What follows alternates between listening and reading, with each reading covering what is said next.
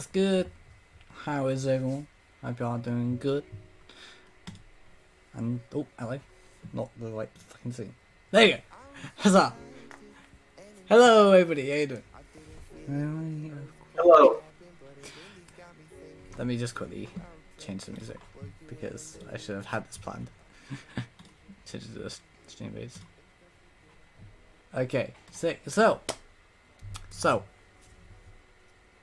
on the pilot episode of Milo's Music Podcast, we have to stress as well that today we are going to be introducing ourselves. My name's Adam. I'm Zach. There you. And welcome to the podcast. I am a English metalhead based here in the UK. Zach is a Coast Guard person. I'm Zach. I'm from America. I'm in the armed forces. Here to, talk about music and have a wonderful time. Absolutely. Right. So today we're just gonna be talking about what we're into, what kind of stuff that we like doing. Hi, Mark. How you doing, buddy? And overall, we are just gonna be chilling. We're gonna be relaxing and listening to some music that we basically reviewed, well, quote unquote, I've reviewed, and then we can go into details about like our favorite bands, artists, and solo artists. Solo artists was probably the hardest ones for both of us, right, Zach? Yeah, solo artist was definitely a challenge because there's not many metal and rock solo artists out there, but they do exist. They do exist. Yes, I kind of went off tangent with my list, but you guys will see that later on. Anyway, so let's begin, shall we? Welcome to the channel. First off, I just want to put away a quick disclaimer.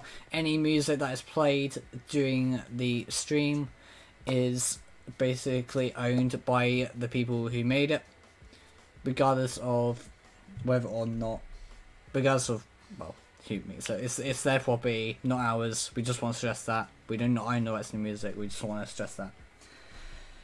And then we are also our opinions are our own.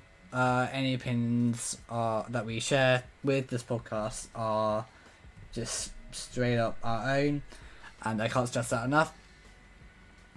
And therefore, don't come at us, don't sue us, please. Yeah. All music that we will play on the podcast, it's owned by the bands and the record labels and artists. We do not own anything. We take zero credit in it. We are just people who love listening to music. Yeah, pretty much. Alright, okay, so let's get started, shall we? So, obviously, I think, Zach, do you want to talk about yourself a bit more? Yeah, I can. I'm 23 years old, currently residing in Virginia, United States. Again, in the armed services. I really love music. It's little hobbies of mine. One is listening to music. I do it a lot. I love going around, riding around on my longboard. I love playing video games. There's really not much to it. Very, I'm a simple guy. Very chill. Anyway, well, hello, my name's Adam. Again, as I said before, like many times already. I don't know why I keep repeating myself, but it's fine. I am a Twitch variety streamer on Twitch. Adam_28 soft promo. Yes, I know. Don't come at me. I'm a pretty chill guy. I'm 21 years old, and I love listening to metal. I love listening to a bit of EDM as well. So that will come up as well at some point during today. Anyway, to all the usually welcome. If you have any questions, please let us know. And then feel free to join our Discord as well. Yep. Which is in the description. It should be in the description. All right, Adam. Let's get into how we got the name of the podcast. Yes. What is Milo's Music? Right. What is that? Right then, as you guys may not know, if you're new here and you don't know my Twitch channel, I have a mascot called Milo. He is a little mountain goat. He's adorable. He's the best. I love him to bits. So much that I wish he is real.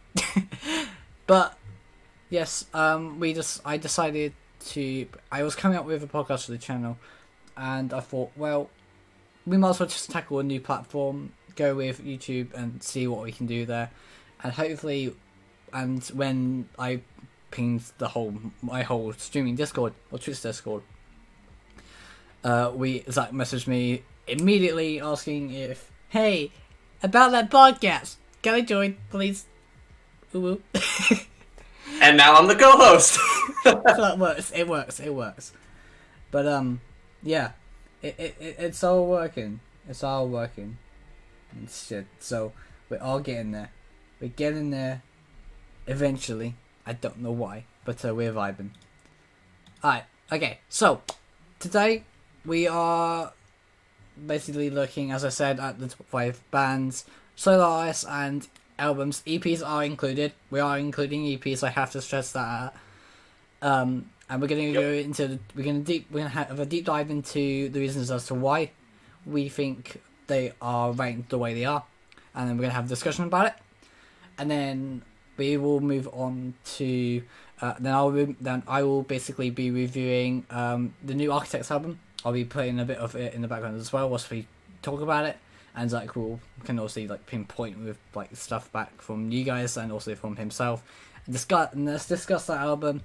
If you guys haven't heard it already, really good album overall. But I won't go into full details of what I think about the album until later on.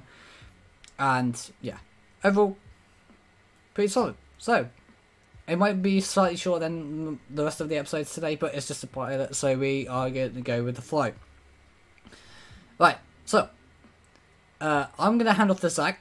He is going to start off with his top 5 bands. He's going to explain his one of his He's going to explain his top 5 bands. He's going to explain why he's ranked them what he has, and he's also going to explain what specific song, pick a specific song as well. This is completely off-brand, by the way. Yeah. Oh, I already had specific songs for each of them. Sick. Alright. Okay, so, Zach, do you want to take it away, buddy? Alright, so the my top 5 bands I chose, number 1, a heavy metal band by the name of Disturbed. And I'm going to go into the reasons why after I list them all. Okay. Number 2, I have Green Day, good rock band, solid. Number 3, I have now Papa Roach. Number 4, I have as Linkin Park. And number 5, I have good old classic Metallica.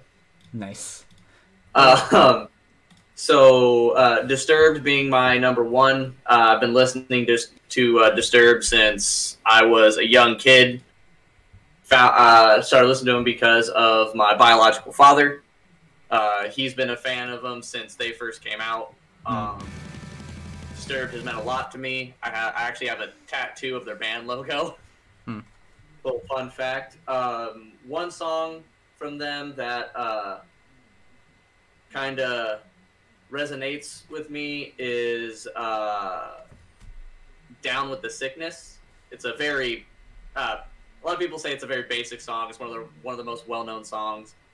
But it's a song that has meant a lot to me listening to it.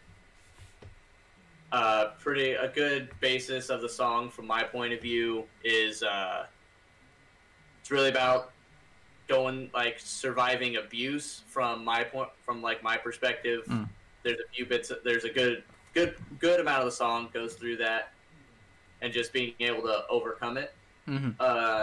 Second one, going into Green Day. Green Day I've been listening to for years and years and years. Super great band. I would love to see them live one day. Kind of a goal.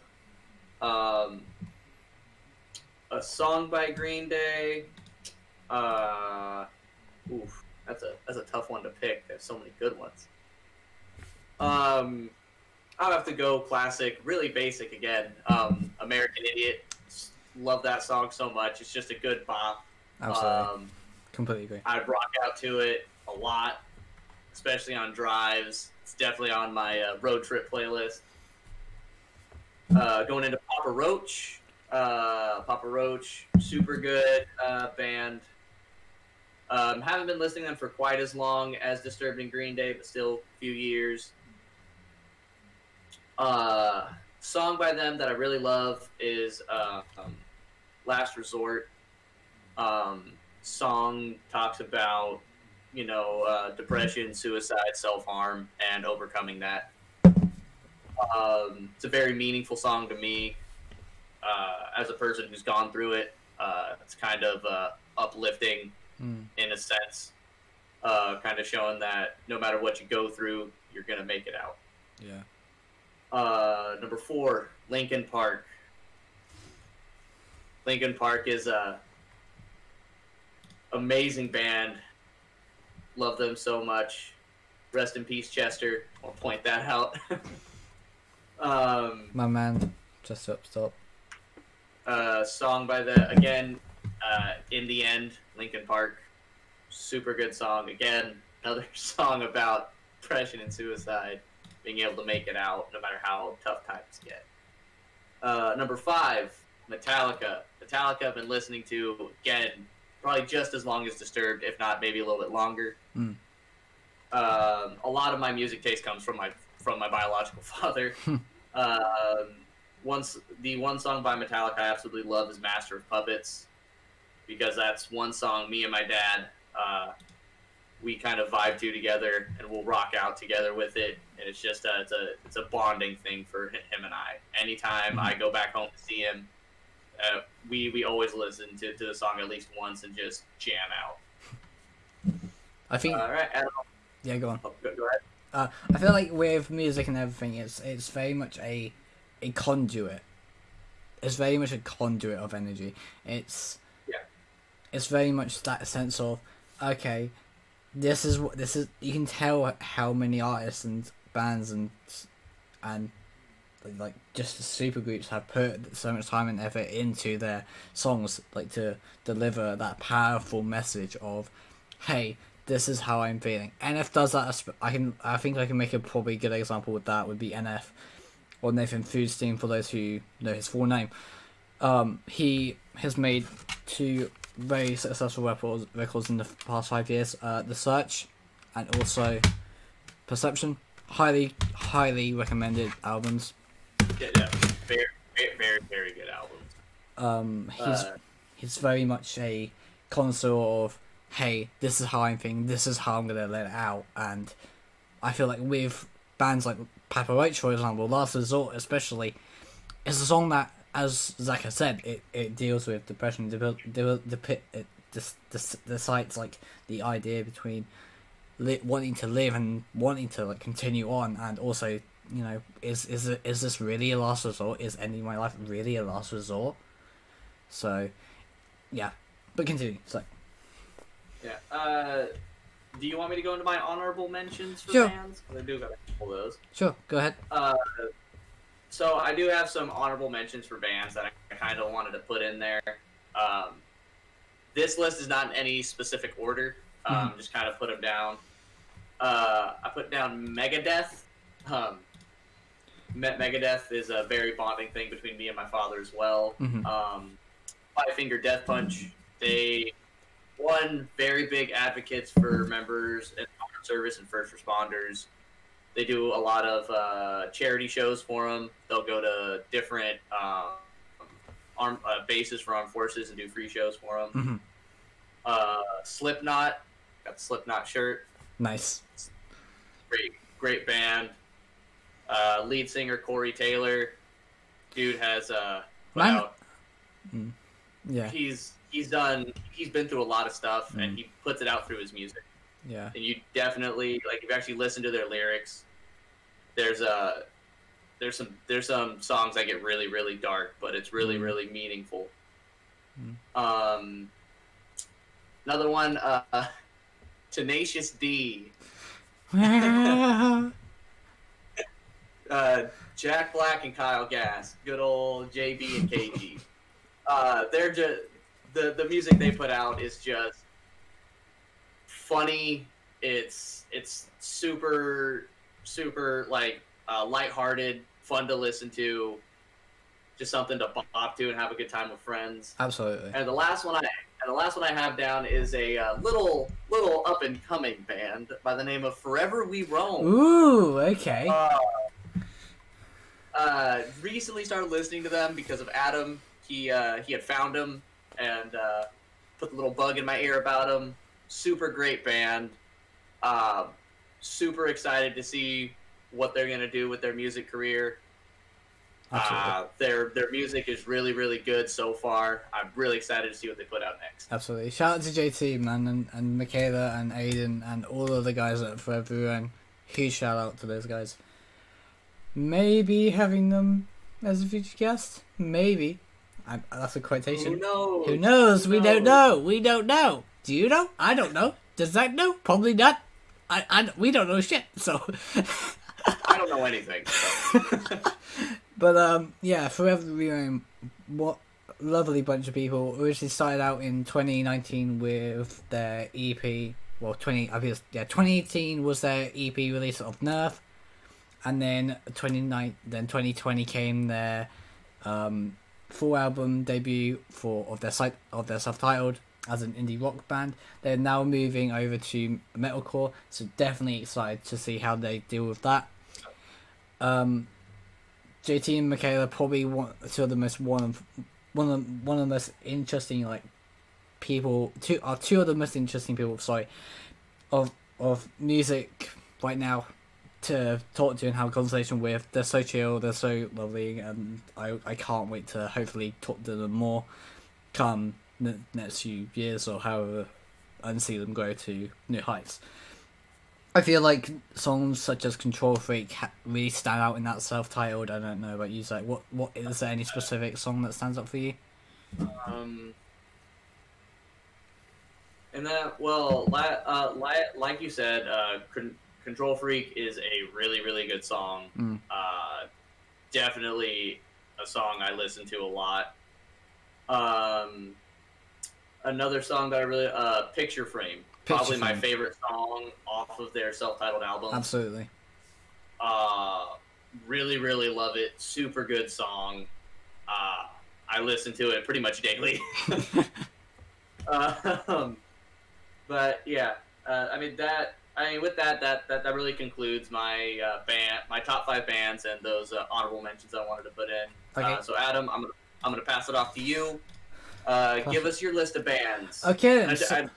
Before you start, I just want to say Adam knows every band, solo artist, and album I put down. I don't know his. So this is going to be a mystery for me. I'm kind of excited and nervous at the same time to see what he's going to say. Alright, so first off, I have to say, and ever since I was 15, I've always struggled with mental health. I've always struggled with the way to really express. I've never had trouble expressing emotion. That's for sure. I'm very much of an emotional guy, and when I found out about Bring Horizon, those guys are my number one ever since That's the Spirit was released. I love that old stuff. I love my favorite album is definitely, and it'll be in the list later on, but I won't tell you where it will be in the list. My favorite album by Bring Horizon is There Is a Hell. Believe me, I've seen it. There Is a Heaven. Let's keep it a secret. From 2010, absolutely amazing album. One of the best ones, I think, to date. I think their new EP, Post-Human Survival Horror, definitely their strongest to date. However, obviously going back to Ammo and obviously their older, but very much grittier stuff, such as if I look this up, this is what Your Edge of Your Seat was made for. Their very first EP, highly recommend it if you're very much into high class, straight up rock solid, roars and shit like that. So definitely highly recommend this album or EP, whatever you want to call it, and I highly recommend that. So yeah, but going back to the whole point of Boom Horizon has been basically a lifeline for me. Back in when I turned 18, I was not in a good place. I still ain't. I will admit I'm still not in a good place. But Boom Horizon's music has been there time and time again in order for me to allow any sort of emotion that I've had, any sort of need or anger or force of wanting to do anything stupid to myself. I'll put it that way. Such just died because he doesn't know where I was going with this. But yeah, I've basically looked into Greenhouse, and I've said, okay, this is how I feel. These guys exactly replicate how I'm feeling, and Ollie's writing and Jordan Fish's like brains. Those two guys are just amazing to me, and they influence me, and I really want to hopefully recuperate that in something that I am passionate about. Hopefully this podcast one day. So definitely Boomhausen, #1 spot, always will be. Always will be.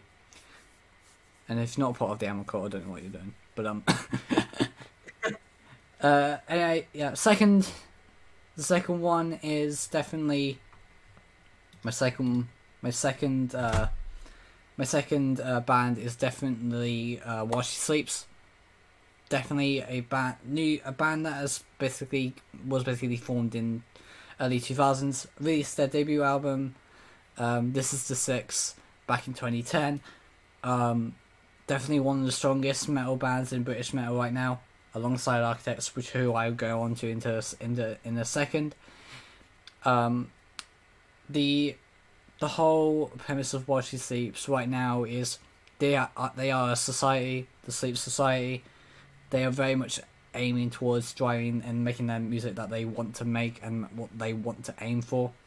I saw them live at Brixton in 2020. Yep, 2020 on the 25th of January.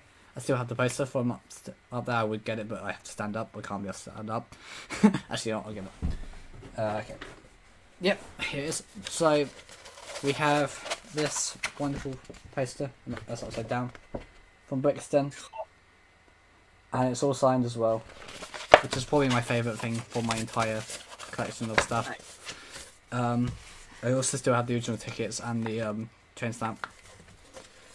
But yeah, While She Sleeps on Me, absolutely amazing band. I really hope to get to eventually sit down with Laws and Sean and just be like, hey, what is the idea between this and this? Because like I said with Bring Horizon, While She Sleeps, very powerful meanings to all their songs, and Antisocial is like a very specific one. If you guys watch the video, analyze it back to front, you'll see that it's very much we might be anti-social, we're not anti-social, but we're anti-bullshit, which is basically the entire society at the moment. So, but hey, that's just my opinion. Anyway, number 3, Architects. As I mentioned earlier on, I am reviewing their album at the end of the podcast for those who wish to exist, and I will basically guide you guys through that.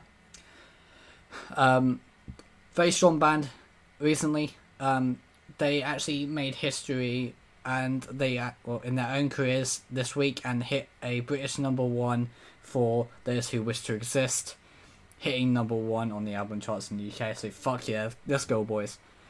Congrats to them. That's a fucking accomplishment right there. We applaud you, boys. Good job. But yes, yes. So congrats to them hitting the #1. It was their first #1 of their entire career.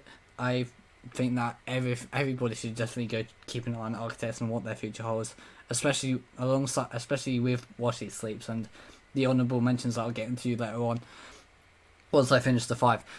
Anyway, number 4. I think if anybody who is watching knows me very well, but number 4, My Chemical Romance, or MCR. They came back. Yes, the memes did not die for a reason. It's great. It's awesome. But yeah, number 4, ICAM, definitely one of the most powerful bands in my opinion when it comes to the noughties era of music. Definitely a powerful force in that whole sensibility of fuck you, I'm not gonna do what you want me to do. We're gonna be ourselves. Very much the premise of, alongside like While She Sleeps and Architects, they do stand out in American rock history. I think Zach, you can agree with that and disagree with that with how you wish. My chem definitely does. Mm. They do have a very very large fan base to this day Mm. in the United States. Even me included, I'm a Mm. fan of them. They definitely had a grasp of a part of my high school career. Those angsty teen days. Mm. You know, giving the middle finger to your parents, and being that rebel. Absolutely, man. Absolutely. Like as I said, the whole premise of my game is to be yourself, and I feel like with the way that everyone has gone about it, and the community as a whole, like the whole my game community is amazing. It's there's no real negativity. There's no like, oh, this you're like this, you like this record. I feel like my game is like one of those rare occurrences where every album is a masterpiece, but and I don't think you can really I don't really think you can, even with like the single releases. I don't know. I think there's like 5 or 8 of them, five set of them, where they release 2 songs per EP, and we basically want to they basically said, fuck it, we're gonna get on with it. When they broke up in I think it's like 2013, 2011. Yeah, that's about the time frame. Yeah, not too long after Danger Days was released, and they went on tour. Memes started pouring in. 9 years later, we get a look at the we get a teaser from Mike M on their YouTube channel. Like, hey bitches, we're back. Guess what? Yeah. We're going on a tour. Yeah. Corona hits. Yeah. So that's perspective. As soon as they made that announcement, every social media platform, every other tweet, post, TikTok, Instagram reel, everything was my chem. They're back. It's like everyone's super excited, me included, super stoked that they're making a comeback.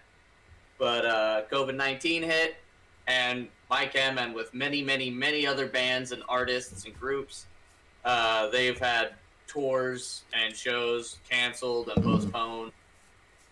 I was supposed to see Disturbed last July of last year. Their tour got completely canceled. They canceled their whole tour. I had to get a refund for my ticket. Super sad about that. Absolutely. I'm just waiting to see, whenever this COVID stuff ends, if they're gonna continue on with the tour, do it again. Super, just hoping for it.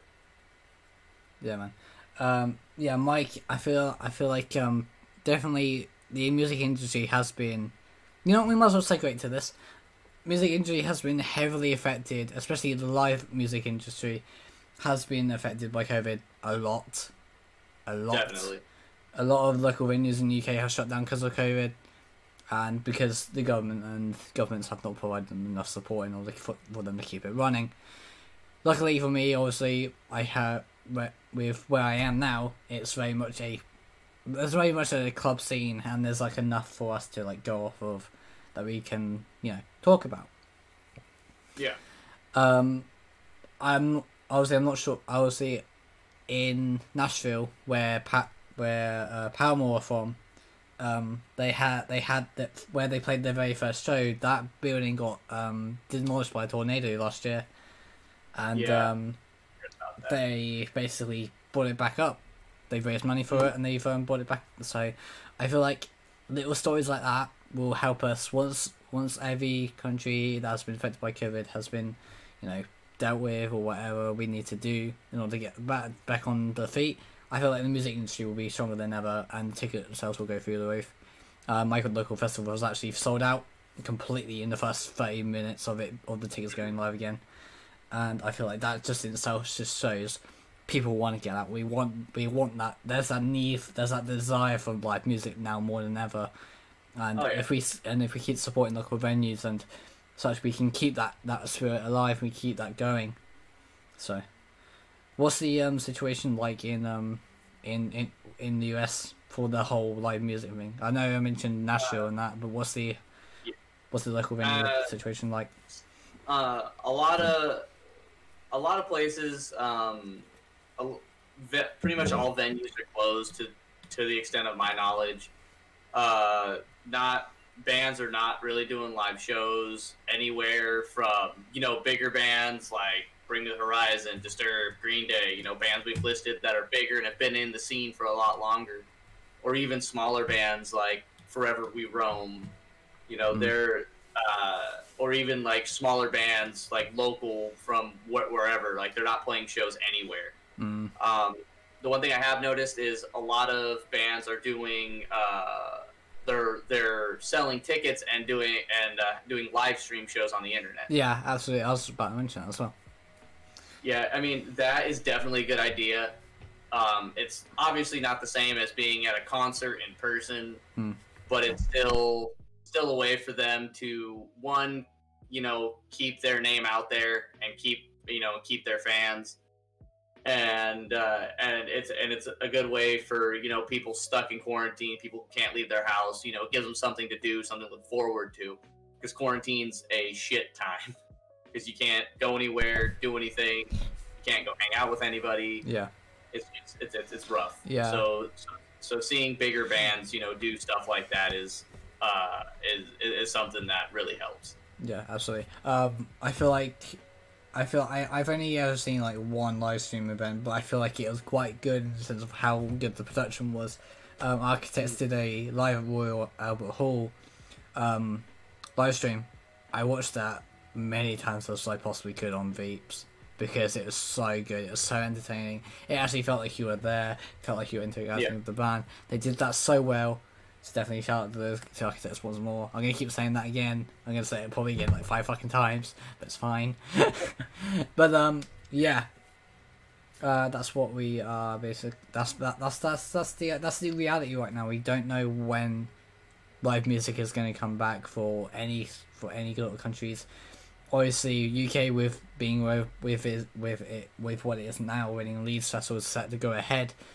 And so is Sundunk, which is a pop punk festival here in the UK. I'm going to both, but I will tell you guys how sorts like what's like in each of them. I'll probably do like a special podcast for each of them if we continue this for ages. Anyway, that's another thing entirely that means I need to discuss. Doesn't matter. Anyway, continue. Right, I'm continuing on now. My last out of the 5 for top 5 bands is definitely Of Mice and Men. Of Mice and Men. Despite losing their main lead singer, Austin Carlisle, after he left the band for health reasons, they're still going strong. Aaron Pauley, absolute god of a not just a guitarist, but just as a human, he's so down to earth. And also Aaron as well. Like Aaron's just in general is awesome. And and then there's a guitarist who streams on Twitch. One of the guitarists streams on Twitch, and he's pretty chill as well. He's pretty nice to talk to when he's trying to chat. I can't remember the full left me. I'll probably edit it in post and throw like an image up. But these guys, absolute legends, and I really hope that they grow to do more in what they invested in. They also released They also released their newest EP this year. One of 3, by the way. One of 3. EPs that released this year. It's the same. Yep. So they released Timeless on the same day that Architects released theirs. So released their album. So I got a double bill and that was basically a double bill Friday. So that's pretty cool. Overall, Of Mice and Men, as with Being Rise and Architects, Watch Sleeps, and My Camp, I can basically just relate it back to the same reason. Their music is powerful, very much. Right now, especially with Warzone. Warzone is about having that mental battlefield, having that energetic sort of, hey, this is what I'm going through, but it feels like a war zone in my head. I can't keep it going. I can't keep going on, but I have to fight to keep going. But yeah, my honourable mentions are, and also I just visited some more as to why. So Motionless in White are basically the epitome of emo screamo. Oh yeah, definitely. They are Super basic. good. They are Super good. I They love are. them so much. They literally are, and I feel like out of. Let me find it. Yeah. So we got Graveyard Shift, and we've also got Disguise. Highly recommend this album, especially Another Life. Probably the best song on there, in my opinion, because it does show their softer side, but also shows their most powerful side. They're not afraid to be a ballad group. They're not afraid to make that emo screamo like metal kind of shit pop and just keep going. You know. So it's like, hey, go check out this album. It's sick. But yeah, we'll put that down there. But yeah, I can really just say that really. For the next one, Iceland Kills. If you guys are unfamiliar with Iceland Kills, I highly recommend you guys check these guys out. Stephen Charnes, oh my god, he's a Greek god. Just saying. But I turn by. I would turn by. Just saying. For him. Just saying. But anyway, not the point. Spencer and the rest of the Iceland Kills gang, absolutely wonderful, like legends. I feel like Iceland Kills. If you guys are not familiar with the music, their concept is basically taking horror films such as Scream, The Exorcist, and also I believe they also made Snyder's List into a. They basically took inspiration for Snyder's List into one as well, for People in the Attic, and basically. They like to take horror films and turn them into songs. I can't really think of one specifically. There's one for Ghostface, which is the part of the Scream franchise, and they've also made they also did a cover of Elvis Presley's "Can't Help Falling in Love" recently. Amazing song. Interesting. It is so good. It is so good. Let me actually, you know what, we might as well have it in the background as a bit of a chill music, you know? Okay.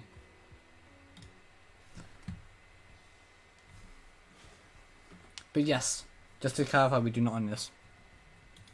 I think Kills own this and never call Columbia's. But yes, we basically are aiming to create a whole. Yeah, basically that's it. That's basically what Iceland Kills is. Another band I'll go through the next three very quickly. Paris, or as it's spelled, Pvris, Paris, whatever you want to call it. Headed by the wonderful and very, very fucking clever Lynn Gunn. Mm-hmm. She's killing it. She's literally killing the game right now. She is. Like, her vocals can go from high to like she has like the vocal range like I don't think I've seen in a good few years. Like, yeah, her vocal range is insane. And I don't mean what I'm about to say. I don't mean it in a sexist way. Yeah. But like, especially for a woman, because they generally can't hit those lower notes, but she hits them very, very well, and Absolutely. It's super clean.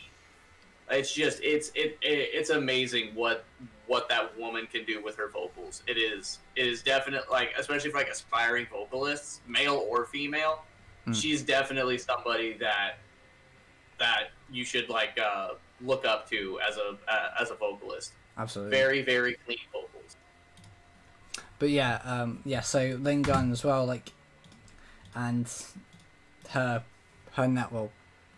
Yeah, so like, all these the members of the bands and stuff. Like, she recently came forward as the head behind Paris, and I wouldn't be surprised if she's doing just Lynn Gunn, because I would be objected to that. I wouldn't. I personally wouldn't. But Lynn and the Guns. Lynn and the Guns. Yeah, that'd be sick. But yeah, Paris definitely killing the game right now. I can't wait to see what they have planned. Use Me Deluxe and Use Me Standard. Probably one of their, like, I wouldn't say weakest records, but one of their very individualistic records. Every album that they've put out so far, White Noise, All We Know of Heaven, All We Need of Hell, and as I just said, Use Me, and they also did the deluxe edition of that, and also the acoustic EP before they released White Noise. Everything has been a journey, just watching them go through the whole system and just going through that expressionistic idea. I can't wait to see what they have next. If it's heavy, cool. If it's more electro pop, cool. That doesn't matter to me. But I'm just excited to see what they have next. Parkway Drive, next one. Oh, I haven't heard of them in a long time. Yeah, Parkway. It's been a while since I've heard that name. Parkway Drive. I can't stress how good. I think it's. I can't. I should really remember what the fucking.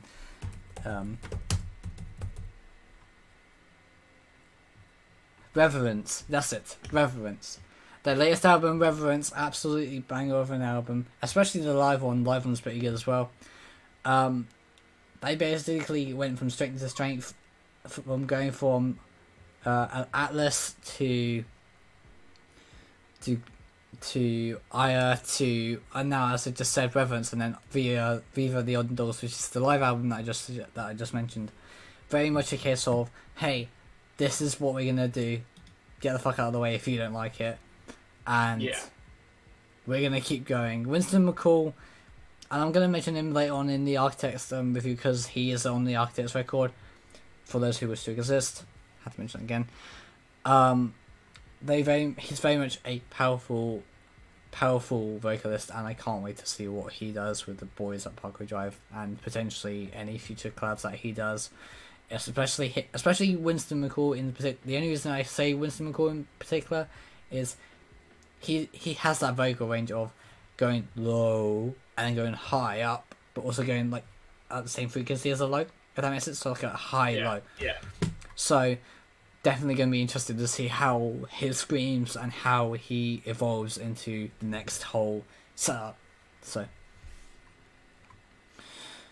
and then lastly, Enter Shikari. Enter Shikari are a electronic pop rock band based here in England. Yeah, I know. Very. Don't know who they are. They are amazing. They are amazing. Highly recommend them. They released, I believe, at least nearly. I think they've released like 7 albums now, 7 or 8 albums. Oh wow. My personal favorite is definitely the Minesweep. That talks about the whole like neurological like functions of a person, and like this is the way that like how we as humans basically like go about our daily lives, like going to work, doing what we need to do at work, and then coming back home, and then going through that whole process of our day to day. But also like, is it linked into our brains, or is it coded? You know, it's like code sort of thing. So pretty much what you're saying is they make music about a psychology class. But I mean, you could basically refer it to that. I think you can refer it to that. I think it's very much because, I mean, if you look at the boom in front of the cover, it's a brain with their boom in signal on it. Oh wow, showing all the synapses firing off. Okay. All the synapses, more synapses than our brains could handle.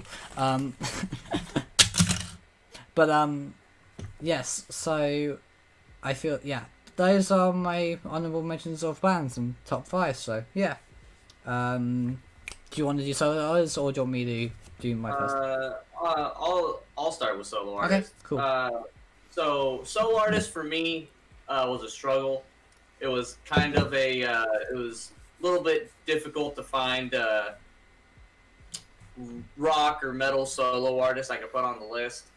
My number one is a guy I've been listening to for well over, I'd say around 5 years, if not longer. Goes by the name Alex Terrible. Ooh, okay. He is in a band, Slaughter to Prevail. They're based out of Russia. They have a thing called the Russian Hate Project. It's a very, very heavy death metal band. Yeah.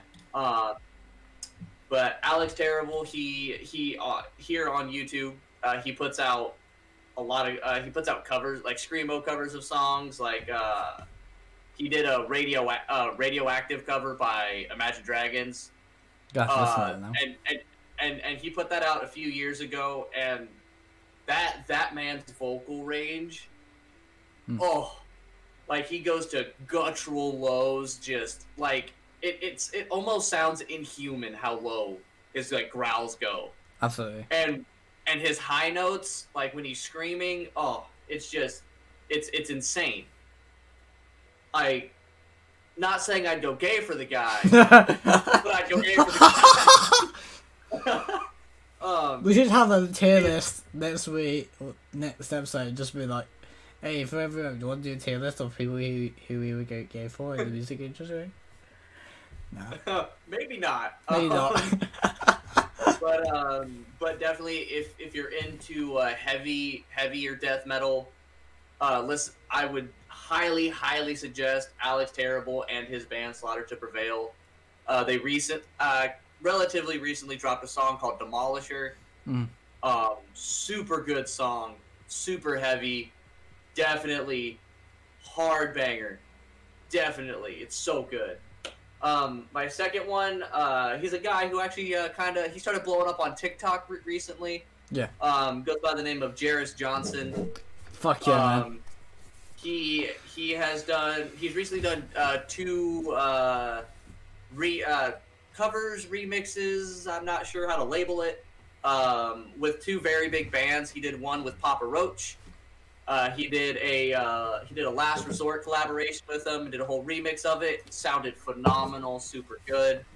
And then he did one with Bring Me the Horizon, did a cover of Can You Feel My Heart. Again, super good, loved it. Jairus Johnson is very much an up and coming artist. He's really changing the game for rock with how it's like a rap rock type deal. He's coming in with a whole new sound. Really excited to see where he goes with it. My number 3, and I apologize if I butcher this guy's last name, Leo Moracchioli. I believe that's how you pronounce it. I could be wrong. He's I believe he's Italian. Sounds Italian. Don't hold me to that. He's an independent rock artist. Works out of, I don't know if it's his label, I want to call it, or a label he works for called Frog Leap Studios. Yeah. He does put out some originals, but he does a lot of covers. And he does, it's all like metal and rock covers. He did a metal cover of Barbie Girl. And it sounds phenomenal. Jesus Christ. He's done so many covers. I've been listening to him for years. There has yet to be a cover he has put out that I don't like. His original music is also very, very good. Definitely, if you want to listen, he does metal and rock covers of songs that normally you wouldn't do rock and metal cover for, and he does a phenomenal job with it. Absolutely. Definitely, highly suggest giving him a listen. My fourth one, he was a rapper, and now he's kind of coming into more of the rock scene. MGK, Machine Gun Kelly, Colson Baker, goes by a few different names. With his recent album that came out, Bloody Valentine, that was the name of the album. Tears to My Downfall. Tears to My Downfall. That's what it is. Yeah. Take It to My Downfall. Apologies. Definitely a good album. Really, really love it. His cover of Misery Business by Paramore, beautiful. Did a wonderful job with it.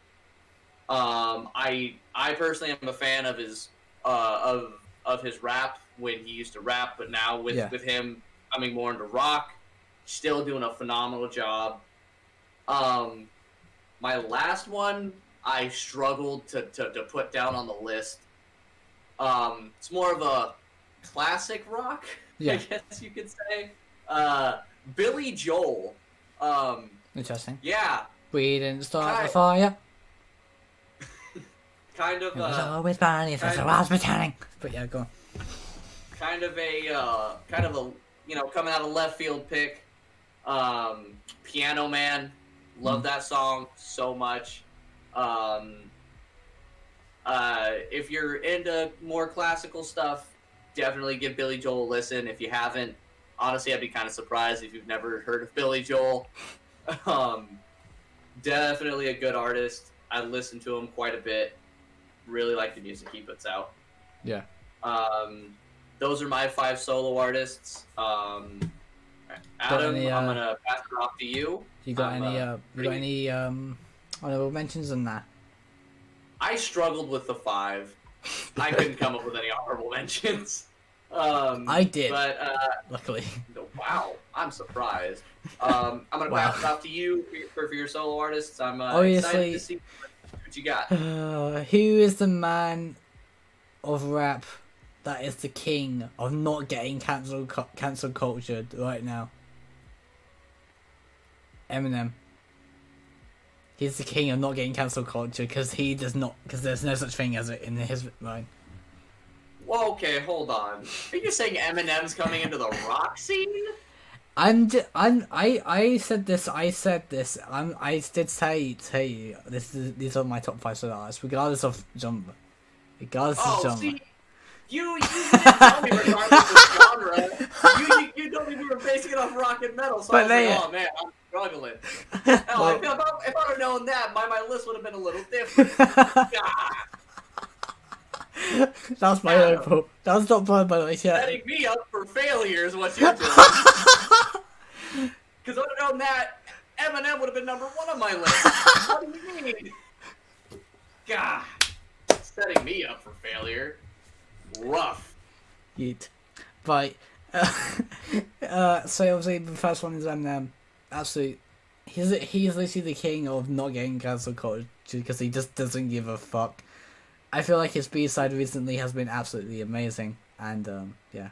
I mean, the dude is so massively known. Yeah. By everybody, if you like him or not, if you like his old stuff or you like his new stuff, dislike his old, dislike his new, it doesn't matter. The guy has put out so much music and so much good music. There's really no canceling him. Because if you try, he knows so many people high up in the music industry. He's not going to get blackballed. He's not going to get blacklisted. He's going to stay out there no matter what. He's going to fight. The dude's pushing 50, and he's still putting out music. Yeah. Like, he is the definition of one of the greatest of all time.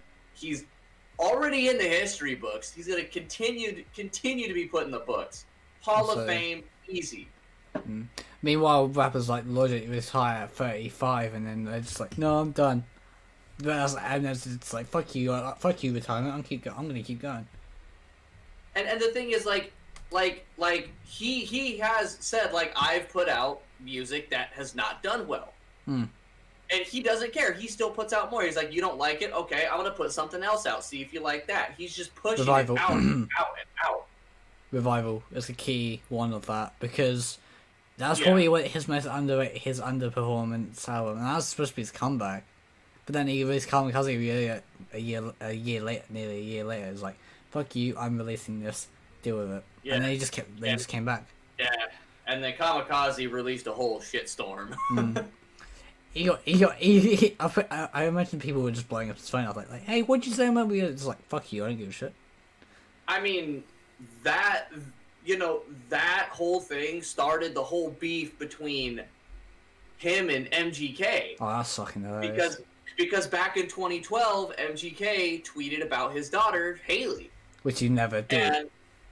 And Eminem came back in that album. Granted that MGK tweeted something about his daughter back in 2012. 6 years later, Eminem drops Kamikaze, calls out MGK hard. Calls him out hard.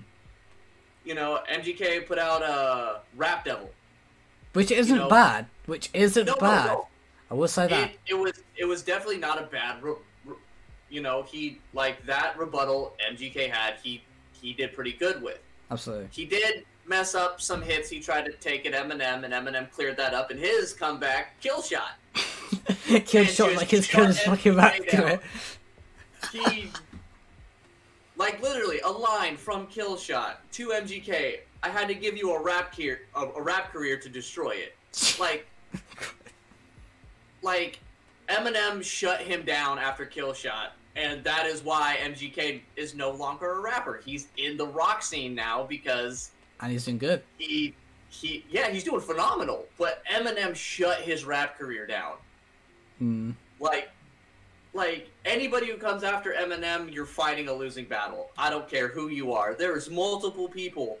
Doesn't matter if it's a music artist. There have been actors and actresses who have said, you know, I'm not even like I believe it was Chris Rock was doing a comedy show and Eminem was in the audience. Yeah. And Chris Rock was like, I'm not gonna talk shit on Eminem. The dude made a diss track about his own mother. What the hell's he gonna say about me? He doesn't care about talking about his mom and saying all that heinous shit. What's he say about me? A guy he doesn't even know and doesn't even care about. Like Eminem is the last person you want to go after, because that man and his lyricism is unmatched. Unmatched. Eminem makes like a drill rapper look like a booming puppy dog. Oh yeah, Eminem just shuts people down. Like if you like even take a little jab at him, he's coming with an uppercut down from the ground and he's laying you out, and you're not getting back up. You're down for the count. You're gonna be struggling to come back. I feel like Eminem is one of those artists who when he goes, he will be missed a lot. But if he like obviously. He quote unquote retired in 2005, came back 5 years later in 2010, brought back fucking, what was it, Recovery? Released Recovery in 2010. Yeah, I believe so, yes. Because he released Relapse in, I think it's called Relapse or something along those lines, 2005. Didn't do so well, but it was a good album nonetheless, probably one of my favourites. It was. And 2010, he released Recovery, with songs like Love the Way You Lie featuring Rihanna and Ozzy Not Afraid, and then one featuring Skylar Grey, who is still here and there every so often. I noticed that she does a lot of cameos now. But anyway, getting back to the point, Eminem's still one of the strongest contenders in my opinion, and he's still going to keep going at it. Oh yeah. If he and NF don't collab within the next few years, I will be majorly shocked. And so the one thing I want to point out right now with the song you just said, Love the Way You Lie featuring Rihanna. Fuck the people who are trying to cancel him because of that song. That's like, so fucking dumb. Out of all the music he has put out, Love the Way You Lie, that's one of more of his tame songs. That's his tamest, I think. Like, Not Afraid is pretty tame. Mockingbird's the tamest then. If we're talking about tameness, we're going to talk about Mockingbird. I mean, that's basically. Mockingbird. I mean, like if you listen to some of his older stuff, like on Curtain Call. Yeah. Kurt, like from Curtain Call and his albums prior. Like if you listen to Fack, the shit he says in that song, like. You could try to cancel him from that. Again, you're not going to cancel the guy no matter what you do. It's just not going to happen. But like Absolutely. That man has put out some heinous fucking songs. He's put out a lot of controversial shit. I mean, granted, this was back in the early 2000s, 90s. He put these out. Yeah. When nobody gave a fuck. And now you got all these people from Gen X and shit just trying to cancel him off "Love the Way You Lie" featuring Rihanna. Like. It doesn't make sense why they chose that song. It does not make sense. Like, that's one of his more tame songs. And it's a song that actually has deeper meaning. Yeah. Like, it's a song that actually has a message in it, and you want to cancel him off that? Come on. You got to pick and choose your battles, and that's not... Yeah. I mean, granted, you don't want to pick a battle with Eminem. And granted, with Love the Way You Lie, when it actually has a deeper meaning to it, like, actually listen to the song and then come back and talk to me. I feel like cancel culture within the music industry has gotten a bit too toxic. It's like it's 100%. There's like call out those who do wrong. I'm totally fine with that. Call out those who do like really like bad shit and everything. That's fine. Like. That's fine, but if you're gonna like try and fake like, I'll bring this up because I know I'm not gonna go into details, but Palo Real had an issue with their lead singer, Leaf Remington, a few weeks back, where some woman had basically she's actually gone ahead. She actually went ahead and faked evidence of him being saying and doing some saying bad things. saying and doing something bad things to her. But then, if you look into the the screenshots and the pictures that were posted, they're fake, completely utterly fake, because he literally. Remington actually went ahead and he looked in the message. He screenshotted the whole thing. You can tell it wasn't edited because it was the time was roughly the same time of the tweet. Mm-hmm. And in itself was like, okay, yeah, this happened, cool, like done. That's it. That's fine. Like that everything like that. That's fine. Just clearing the stuff up with that is fine. Yeah, but the one thing I don't like about cancel culture these days is that they're not trying to cancel people for things they did recently. They're trying to cancel people for things they did 5, 10 plus years ago when it was a completely different culture and atmosphere. Like everything was like comparing now to like 2005, things are completely different. Absolutely. Like it's insane. Like you're going after people who tweeted something that these days would be considered, homophobic, transphobic, something like that. When back in 2005, homophobic wasn't a term that was used. Like homophobia wasn't really a thing, wasn't a well-known thing back in the day. It wasn't something that was put out there. Just be put under hate, really. Yeah, and like somebody could tweet, hey, that's gay, and then somebody comes back. Somebody tweeted that 10 years ago. They come back now, and they're like, hey, this guy's homophobic. It's like, that was 10 years ago. It's a completely different culture now. Like, it's a completely different thing, and these people have to make an entire, like, YouTube video. They have to, do all these things, jump through all these hoops to apologize. And yet people won't accept the apology at the end of it.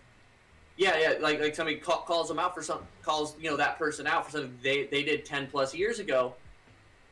And then they have to go through all these hoops to make an apology that like you said, that people aren't going to accept. They're like, well, that's not a good enough apology. Like, what even stands for a good enough apology these days for people within the music industry? Like, you can't, like that, like going back to the whole like cancelling thing. Like, and I think the worst culprits on it aren't even the fans or the communities that surround these bands or surround the whole music industry as a whole.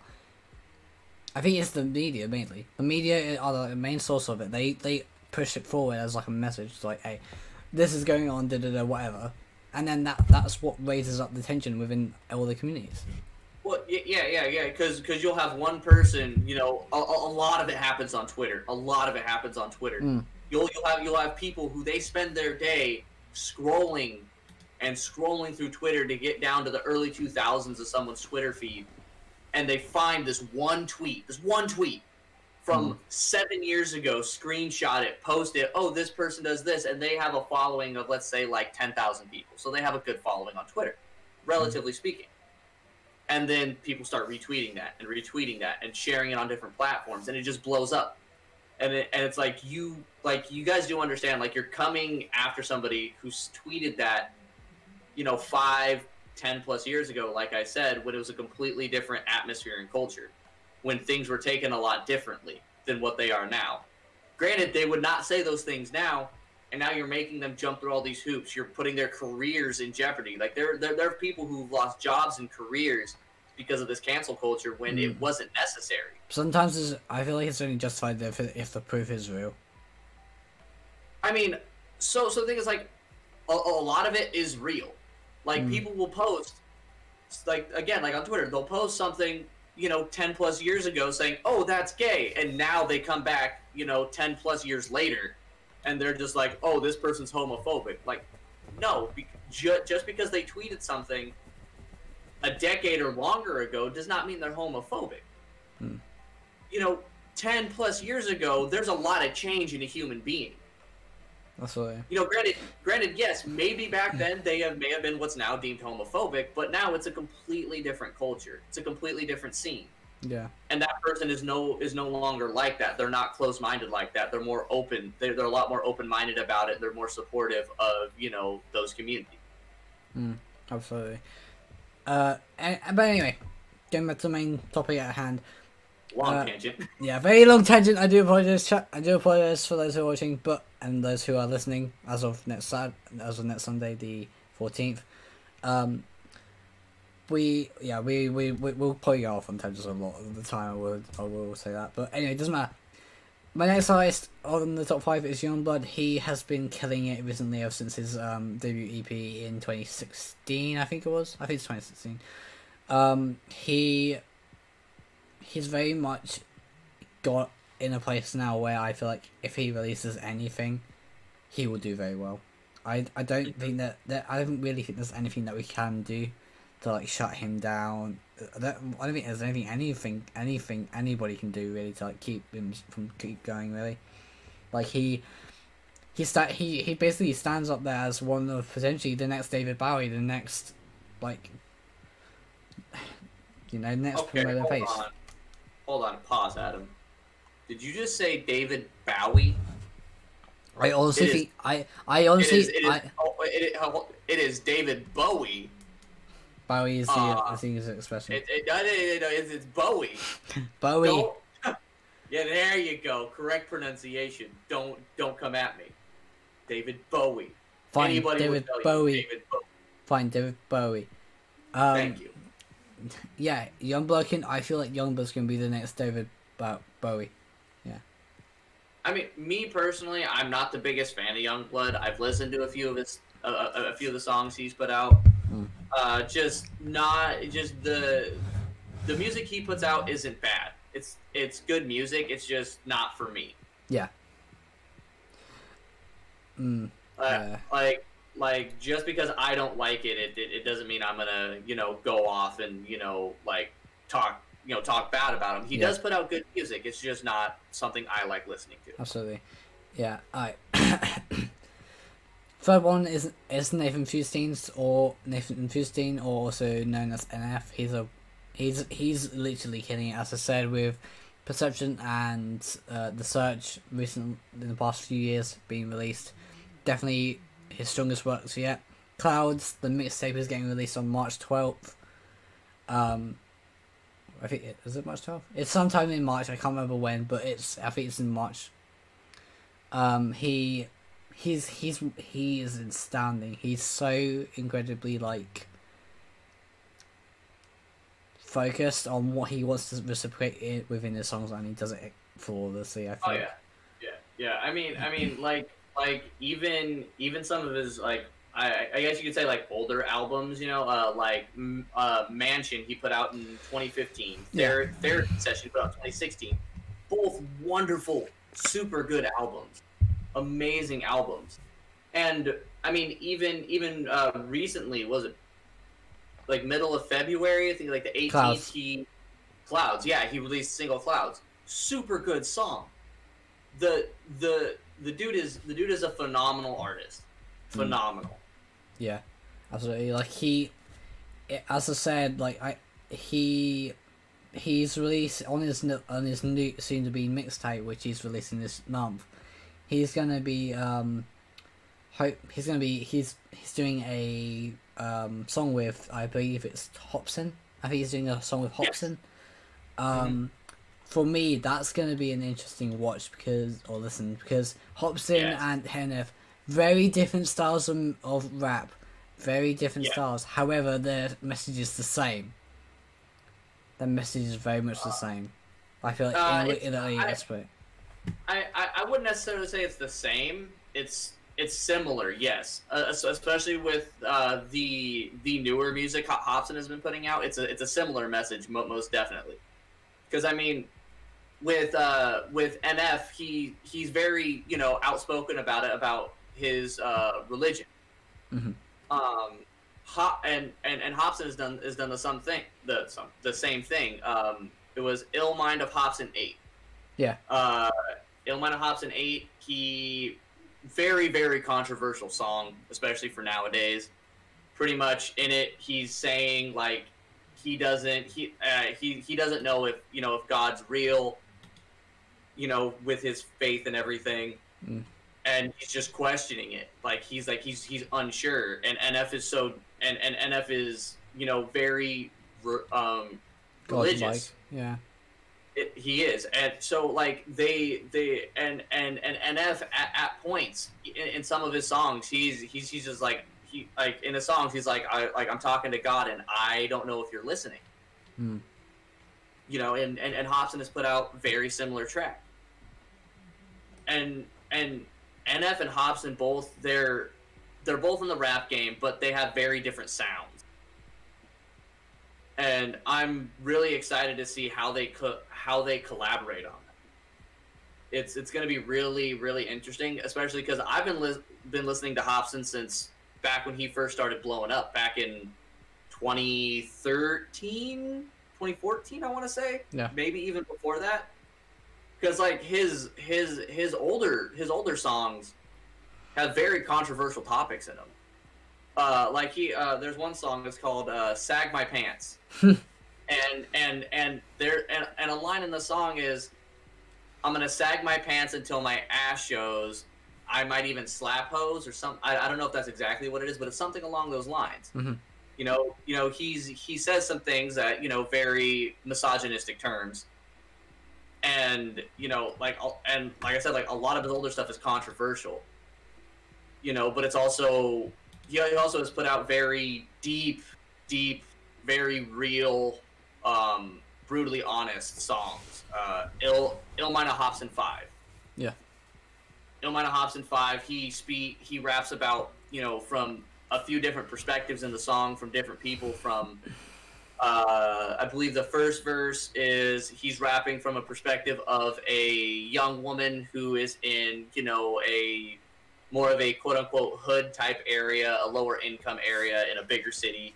Yeah. The second verse, he's rapping from the perspective of I'd say like teenager, who's trying to be cool and smoke weed with his friends, try to be like that. And the third verse, he goes through talking about from the perspective of a African American who again lives in a lower income quote unquote hood type area, speaking from their perspectives and saying, oh, maybe if you didn't do this, you wouldn't have this kind of perspective on yourself. Yeah, absolutely. So it's definitely going to be a really interesting collaboration between NF and Hobson. Yes, but that was NF at number 3. My number 4, and I'll actually play some. Is what I'm talking about him. Illuminum. Aluminium? Illenium. I think that's how you pronounce it. I'll send you the link now. Yeah. He is a EDM artist, and holy shit, he's doing some work in the EDM industry, I have to say, because if you listen to his album Ascend all the way through, start to end, very much a powerful album, very much a album which has significance of ascending to heaven or hell or wherever we go after we die. And the songs that I think stand out for in that aspect for those particular themes is the Angel Lonely Prelude and then Lonely. Obviously, those two work together as Lonely goes into prelude, as Angel works as a prelude into Lonely, rather so. And everything about all of those songs, each of those songs has a specific meaning about. Let me talk about Takeaway. So Takeaway with Aluminum and Learning Stella by Chainsmokers, which Aluminum put on his album on number 11. He very much has a idea of, this is what I'm going to do. Here's the progression of ascendance to heaven or wherever we go after we die. And I feel like Aluminum has that way, unlike other EDM artists, of being able to really hit you in the feels and be able to really take you on that journey of point A to point B, but taking you on that very much of a feeling and make you feel the notes and the power and the message that he's trying to reciprocate. So that's why he's my number 4, I believe. Yeah. And number 5, believe it or not, James Blunt. Yeah. James Blunt. Yeah, James Blunt. Okay. James Blunt. Reason is, if you guys have this now, obviously everybody seems to hate on him, but I believe he's the king of fucking Twitter. He roasts the shit out of anybody. He's so good. So he's pretty much the musician form of Wendy's, not sponsored. Yeah. Oh, and not sponsored by Dr. Pepper, due to how many fucking offences it's made. This fucking We have no sponsors. We have no sponsors. If you want sponsors, let me know. But I don't get. But yeah. But James Blunt, very much a artist who after releasing, I can't remember what it's called, to be honest. But I know that he's released quite a good few songs recently. Back to Bedlam, his most iconic album, which features songs like "Hi, You're Beautiful," "Wise Men," "Goodbye, My Lover," and "Cry" and "Billy," and all those different songs. That to me is like a standout record for British, well, pop/rock, and in itself, he deserves like more recognition than anybody else. I think in that aspect, aside from obviously the key bands and artists such as Oasis, Sex Pistols, and also other bands and shit that I don't really know off the top of my head, but I can probably dumb it down to also Madness. If any of the American people here are watching and also Zach know of Madness, then you guys would know that it's those guys are basically like the high, like those basically like the jazzy British kind of pop kind of vibe. Yeah. I've heard of the name James Blunt. Personally, don't listen to him. I don't know what his following is here in the United States.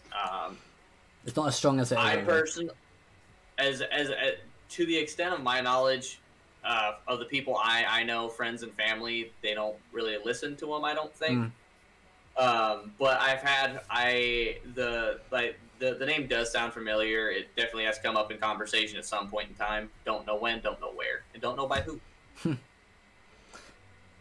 But yeah, overall, I think like James Blunt is probably one of the strongest like solo artists out there. Now, I got 4 honourable mentions for this category, and they are Lewis Capaldi. If anybody knows, Lewis Capaldi. Yeah, he is very strong right now. He is very much. He released an EP. He released an EP which he used like the majority of songs off of that are on his debut album, which skyrocketed to #1 and lasted on #1 for roughly 3 months, nearly. Yep. In the UK charts, and he's just been doing so well. I can't wait to see what he has next for us, and it's gonna be interesting. Yeah. I'm really excited to see what he does. Yeah. I found this. Well, I didn't. I was listening to this guy's song "If the World Was Ending," which has You Come Over, right? Yeah, You Come Over, right? Yeah, that one.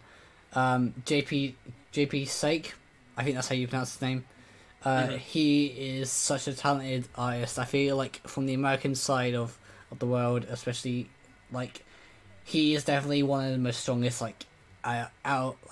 singers out there right now. Despite only having an EP and singles to his name, he very much has a way of like understanding what does it feel like to basically go through love, trauma, that kind of thing, and he does that very well. But yeah, that's what JP sets on that list for that specific reason. So I did mention this earlier, but Machine Gun Kelly is one of my honourable mentions. Having gone from a rap career, which I hated personally, to a pop comp career, which I absolutely love and adore, he is very much I would say he's very much an established figure in the rap industry still, but obviously because of Eminem and all that drama, he is basically goes like, yeah, that. However, he's been around music industry for years now, like probably over 10 years now. I would still consider him to be up and coming, in the sense of pop punk and stuff. Yeah, he is. Yeah. Tears to My Downfall, definitely one of the better albums of last year. Probably one of the strongest, actually, in my opinion. And I'll go on to mention that as well later on in my top 5 albums as well. And lastly, Dean Lewis, who released "Be Alright," a song which tells you how, which is telling you basically how mates would talk to you through from you experiencing a breakup, and as sad as that is to think, it's pretty much accurate. The whole song is accurate about that brothership and helping your mate go through that time whilst making sure that he doesn't relapse and go back to the same girl, and and just making sure that they're all right and it's going to be okay, and reassuring that he's going to be okay. So I feel like Dean Lewis is definitely one of those artists right now who is strong, and yeah. Want to roll into albums? Yeah, albums. All right. So the number one spot for albums for me is "The Sickness" by Disturbed. More specifically, their 10th anniversary edition of the album, and their 10th anniversary edition, because they released the album "The Sickness" back in 2000. Yes, I want to say. Album's got 14. The 10th anniversary edition, at least, has 14 songs on it. It has my favorite song by them, "Down with the Sickness." Other very well-known songs on that album, "Stupefy." Those are probably the most two well-known. Yeah. They do have a cover on that album, "Shout 2000." Yeah. Definitely They did a phenomenal cover. One of my favorite songs off of the album, other than my number one favorite song, is "Droppin' Plates." Yes. "Droppin' Plates" is a song that just makes me want to mosh and potentially hit somebody. Not saying I would, but maybe. It's definitely a song for metalheads to get going. Yeah, absolutely. It's definitely like if you're just looking to listen to some heavy metal, Disturbed, "The Sickness," whole album, phenomenal. One little tidbit I want to add on to Disturbed, their cover of Simon and Garfunkel's "The Sound of Silence." Yes. Oh, beautiful. Absolutely. My next album that I put down is "American Idiot," Green Day. Fuck yeah. Phenomenal album. Phenomenal. They released it back in the early 2000s, like 2004-ish, I want to say. Absolutely, yeah. It got 12 songs on it. Definitely like super good. Just a little jam, little bop to get to. All the songs on there are great. One of my favorite songs on that album is "Wake Me Up When September Ends." Oh, absolutely. The actual deeper meaning to that song, it resonates with me very, very deeply. I really connect with that song. Same thing with "Boulevard of Broken Dreams." Again, very, very deep songs, have a lot of meaning. Definitely, if you've never listened to it, you live under a rock. How? Go listen to it. Go listen to it ASAP. Would definitely highly suggest listening to it as soon as you possibly can. And if you don't, probably can't say what happens if you don't.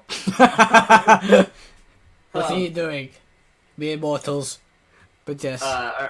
In my number 3 slot, I have "Hybrid Theory" by Linkin Park. That's a solid album. Album came out in year 2000. In my opinion, one of their best and well-known albums to this day. Again, rest in peace, Chester. Very much missed. That entire album is just very, very deep. Every song, just it resonates on such a deeper level if you actually listen to the lyrics and what they're saying. It's such a a good portion of the album is based around depression and suicide. Yeah. Because Chester did suffer from depression and sadly ended up committing suicide a few years back. Yes. And like this whole album is it's just amazing. I love it so much. Mm. In the number 4 spot, I have the album Infest by Papa Roach. Okay. Released the album in 2001. The lead singer, Jacoby Shaddix, amazing dude, super awesome. The songs they put out are just great, super deep, with a majority of them. The song "Last Resort" is on the Infest album. Again, highly suggest you listen to it. Like they and other than Infest, they have so many other good albums. Absolutely. So many good albums. It's insane how much how much good music they have put out. The album "Getting Away with Murder," released in 2004, has the song "Scars" by Papa Roach on it. The acoustic version of that song it hits different, get you in your feels. And the last one, kind of an oddball. It is "About That Life" by a band called Attila. Heard of them.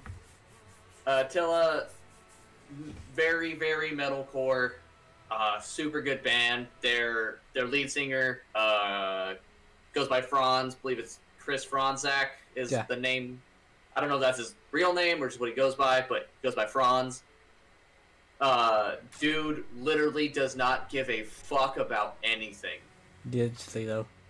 The dude just is amazing.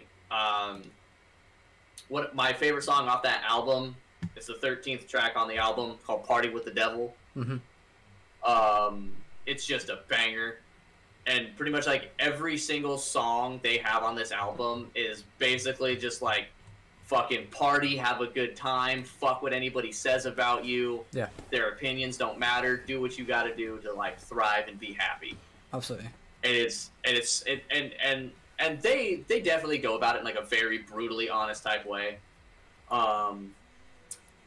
It's definitely, if you're into more metalcore and some heavier screaming and things like that, definitely give it a listen. Been listening to Attila for years now. Highly suggest. Okay. And that's pretty much all I got for albums. Pass it off to you, Adam. What are the albums you put down? Alright, so the first album I have put is There Is a Hell, Believe Me, I've seen it. There Is a Heaven, Let's Keep It Sweet by Bring Me Horizon. I can't stress how good this album is. It literally is the pinpoint of what, in my opinion, it's better than Semper Eternal. Bit of a controversial topic, and bit of a controversial topic in my opinion. Finish your list, and we're gonna talk about that. I'm not letting that one slide. Reason for that is because it's such a powerful thing. It's like you have to basically like just push through like the whole like, yes, there's a hell. Don't believe me, there's fucking hell, because hell is basically what we're living right now, in my opinion. And then there's heaven, which is basically where we go to after we potentially off ourselves or die. There's one in the list is While She Sleeps, and it's You Are We. I was going to put So What, but So What I have put in the honorable mentions, and I'll explain why later. While She Sleeps have constantly come back with more aggressive, more powerful music every single time, and therefore have allowed themselves to grow into what we can now say is a solid band who will have continued success as the years go by. My Chemical Romance, The Black Parade. We touched on this earlier. My Chem have that way of words with people, and The Black Parade is very much a sense of, well, we carry on after we die, no matter what our soul, no matter what we've been through in life, we can keep going. We can keep going at it, and therefore we can just carry on, carry on as we are. Hence why the song Welcome to the Black Parade, at the end of it says carry on, as in, the whole lyrics and shit, But yeah. Oh, okay. Right. So yeah, next one is Architects. For those who wish to, this one of the best albums of this year so far. I'll quickly read my review after we've done the list and shit. Number 5, Machine Gun Kelly, Tickets to My Downfall. He actually did a special, which basically did like an entire story surrounding using the music called Tickets to My Downfall, and that's the album that he basically based it off of. He also, and the special that I was on about it's called Downfall's High, and it's on YouTube, just look it up, it's pretty good. It's around 40 minutes on, it's a very good watch. Honorable mentions are Bring Me Horizon, Post-Human Survival Horror, While She Sleeps, and So What? Paris, White Noise, Paris, All We Know of Heaven, All We Need of Hell. So, sick. Nice. Thank you. Right. About that's about all the topics. Yes. We've been going for a solid hour and a half. Yeah. I'll read this very quickly and then we'll end it there. Alright? Sounds good. Cool. Alright, so this is my review of Architects for Those Who Wish to Exist, or FTTUWTE. I gave it an 86% rating. Whilst not as strong as their previous record, Holy Hell, Architects still managed to deliver an album which strives in being its own unique self, without taking away the aggressiveness of riffs and hardcore vocals that they are known for, and bringing sounds that could be compared to Bring Horizon's That's the Spirit, which was released in 2015, and also NHK's A Flash Flood of Colour from 2011. The songs Black Lungs, Discourse is Dead, and Animals act as flagships of themes that never go away from the album's whole premise, that it is truly made for those who wish to exist in this chaotic world. The songs act as messages in some cases that allow the album to truly breathe and seriously stand out from the rest. Guest vocals from the likes of Winston McCall of Parkway Drive on Impermanence, Mike Kerr of Royal Blood on Little Wonder, and Simon Neil of Biffy Clyro on Goliath make every song stand out in their own unique way. This allows some breathing space, but also shows Architects are not afraid to be more than what they stand for when it comes to their identity within British metal, and shows that they are not limited by any sounds, and that they or their guest vocalists do on their own. They allow themselves to grow through that. The only real downside to this album is that there is no song which could define the album as a whole. And without that, Architects have just created another album which doesn't stand out amongst the rest, and it's a shame because that's what I was hoping for. Otherwise, is it worth listening to on hours on end? Absolutely. Does this mean I am excited for the future beyond this album? Yes.